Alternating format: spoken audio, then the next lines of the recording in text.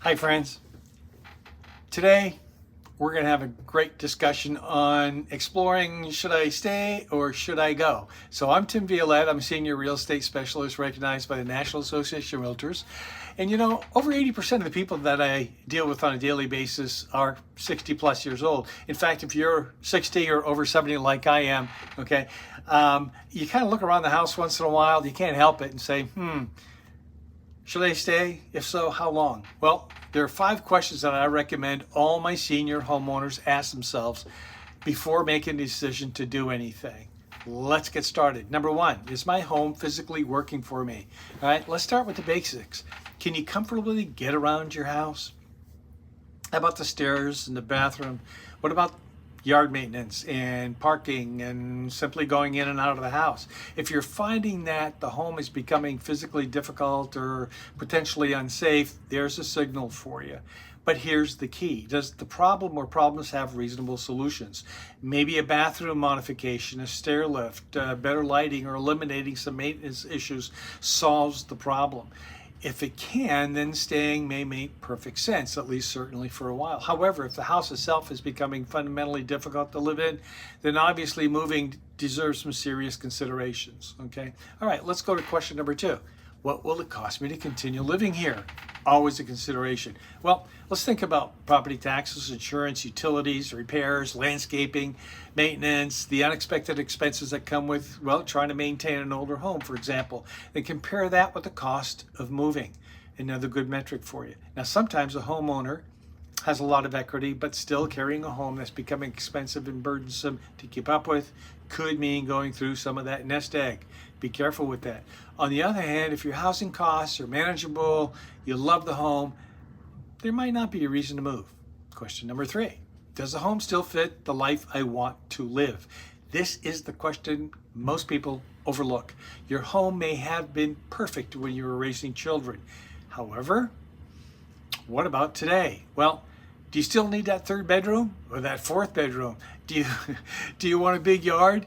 Are you close to people and activities that matter to you? How about shopping and restaurants and friends and family and the all-important healthcare?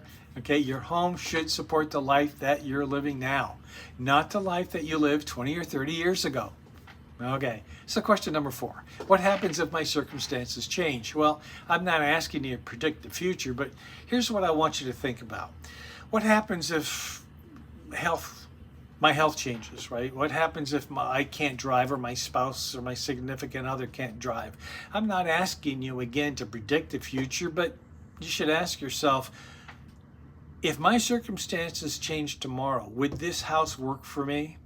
If the answer is no, you got to think that over. If it's yes, well, staying in place might make sense. Okay, so lots to think about. Here's the 5th and final question that I think you need to think about. If I moved, would my life actually be better? This may be the most important question of all. Don't move simply because your house has become more valuable and you got tons of equity in it. Ask what you're actually gaining by moving. Would you have less maintenance issues to worry about, better accessibility to things that are important, social connections, being closer to family and that sort of thing? Would you have more financial flexibility, a better lifestyle overall? Well, if moving doesn't meaningfully improve your life, staying put might be the best decision. So here's the big takeaway that I hope you're going to leave with today. Don't ask, should I sell my house, but rather ask, is my home safe? Is it affordable? Is it appropriate for my lifestyle now? Will it adapt, and will I adapt to it in the future? If the answer is yes, well, staying and aging in place might be the right decision. If some of the questions were no's, then exploring other opportunities, other avenues makes sense. Remember, you don't have to decide today. That's not what this is about. The first step is simply understanding your options. Okay, so now I went over those 5 questions pretty fast. I'm going to repeat them here in just a minute. In the meantime, you can look down below the video, click on the link, you can download those questions, use them as a checklist. Here we go. Does the home seriously work for me today? Can I afford to stay here? Number 2. Number 3, does it work for me now and will it work for me in the future? 4, if my circumstances change, will it adapt? Can I adapt? And overall quality of life, number 5, will that improve?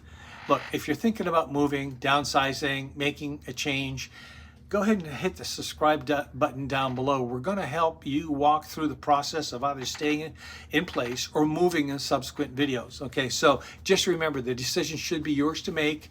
You want to consult with people you trust, family and advisors and friends and so forth. Okay, but in the meantime, I'd like you to have a wonderful week. Think about the 5 questions, download them, use them as a checklist, and I'll see you here next Thursday. Take care.